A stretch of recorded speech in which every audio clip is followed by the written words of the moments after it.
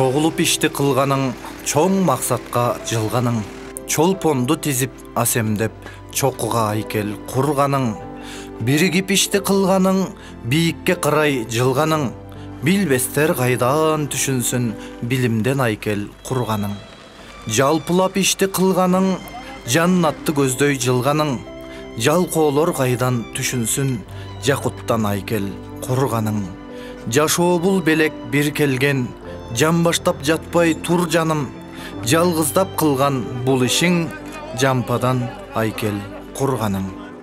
Ушул ырсаптары жалко жана өзүмчүл адамдарды ойго салат болду экен. Балким андайлар уккусу да келбесе керек. Тескерисинче биригип жана бир максатта жүргөн адамдарга дем күч тартууласа керек.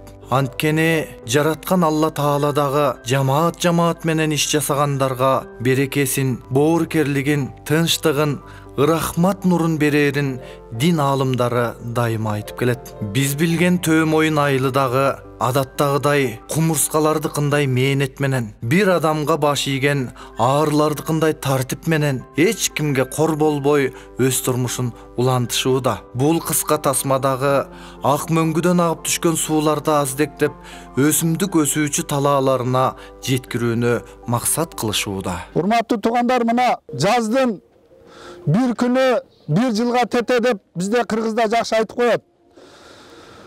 Мына ушул жаздын bir күнүн дагы биз мына үйдө отуруп, же болбосо башка иштер менен алек болбой, мына ушу жазгы талаа иштер менен алек болсок, bir жылдагы мол түшүм, bir жылдагы адам биздин мындайча айтканда ырыскыбыз мына ушул bir күн менен чечилип калат экен да. Жамгыр менен жер көгөрөт. Бата менен эл көгөрөт. Таамай айтылган бул касиеттүү бабалардын сөзү. Чындап бата болбосо эл кантет, жамгыр болбосо жер кантет эле. Буюрса аталардын батасы менен, Алла Тааланын чексиз берешендиги менен баары жакшы болот. Бул үч кошкондо суу тагдырын чечишип, таза сактоону, ысырап кылбоону максат кылышып, кары дебей, жаш дебей, арыктарды ирээтке келтирүү жумушуна бет алышты.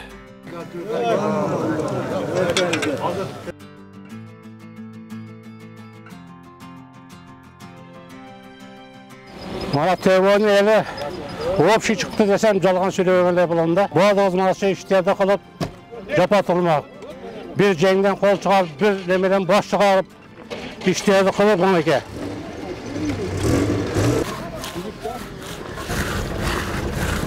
Мына Кудай бүгүн буйруп насип эткен экен. Талай иштерибизди башталды. Кудай калса насип этсе, дыйканчылыкта Алла Таала баракасын берсин. Кудай калса жакшы сөздөр болду бул жерде энди. Кыргызстанда эң биринчилерден болуп жазгы талаа жумуштары иштери башталат. Ошо жазгы талаа жумуштары иштерине уюштуруу иштери, мындайча айтканда актоо, сырдоо, жалпысынан арыктарды тазалоо иштери жүрүп жатат. Мына элибиз чыгып азыр жакшы кылып ушу өткөзүп атабыз. Быйылкы жылы ушу дыйканчылыгыбыз ушу молчулук болсун, элибизде ушу тынччылык болсун. Көрүп аткандай бүгүн дагы элибиз өтө активдүү катышып берди. Жазгы талаа жумуштарын баштоодо. Быйылкы жылы Төм Оюн айыл аймагында жашылдандыруу, көктөндүрүү багытында биз бюджеттен акча каражат ажыратып, 900 түп, мына айтканда 900 дана арча, 1000 дана 1000 түп ушундай кайра ағаштар эгип, ушундай иштер жүргүзүп атабыз. Негизинен бизде Төм Оюнда арыктарды көпчүлүк жерлер уже чабылып, мына уже жыйынтыктап атабыз. Эртең уже эгиндерди эге баштадык.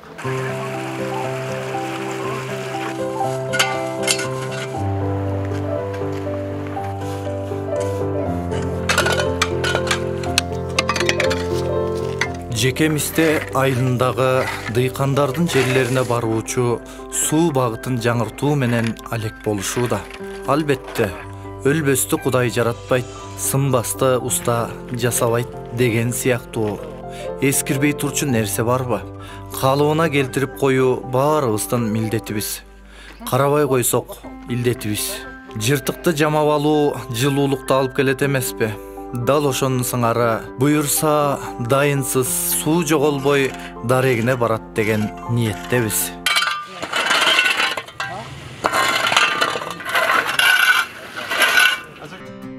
1650 метр узундук, 110 gektar деген kulakka жеңил кулганы менен мехнети, түйшүгү андан дагы чексиз. Дал ушул сырт деп аталган айылдын эгин талаасына баруучу суу латокторун жаңыдан коюп жатышат. Ушул мээнеткеч инсандардын маңдайынан тамган тер үчүн урпактар миңдеген алкышын айтса керек.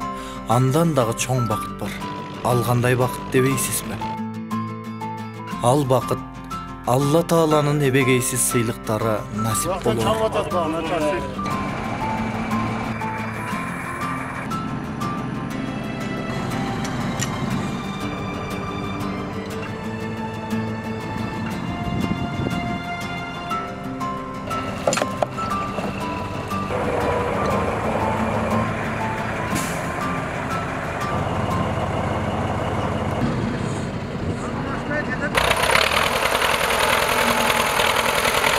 Мына бу аңтарылган жер кыртышы дыйкандарды сагынгандай туюлууда.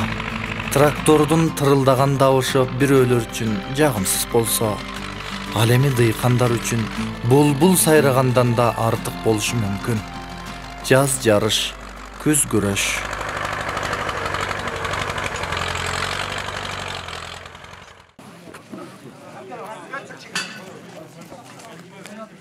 Карынын сөзүн капка сал дейт эмеспи?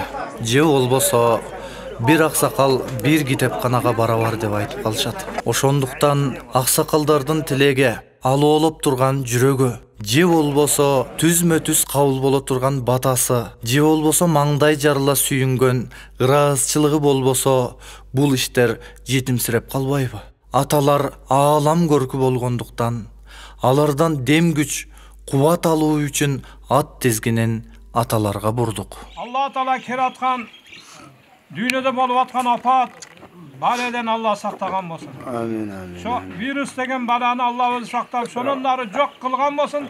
Элибизге, журтубузга, коңшу мамлекеттерибизге ham кебесин, шонун нары жок болсун. والمشركين منفكين حتى تأتيهم البينة. Жакшыдан бак калат, жамандан так калат. Же болбосо 1 жылдын түшүмүн ойлосоң эгинек, 10 жылдын келечегин ойлосоң бактик. 100 жылга таасириңди тийгизем десең жакшы бала тарбияла деп айтылат экен. Бул жерде ушул 3 көрүнүш бирдей болуп жатат. Анткени балаңа бак тигүүнү үйрөткөнүң 100 жылга тете таасирлүү тарбия эмеспи? Бөбөктөрдөй бул чырпыктар келечекте кучагын жайган байтерек болооруна эч күмөн санабайбыз. Журт намысын колго алган Кыргыздын чыгаан уулу Өмүрбек Бакиров айылдаштары менен бир катарда жумуш кылып, өзүнө чексиз кубат, дем күч алды десек жаңылышпайбыз.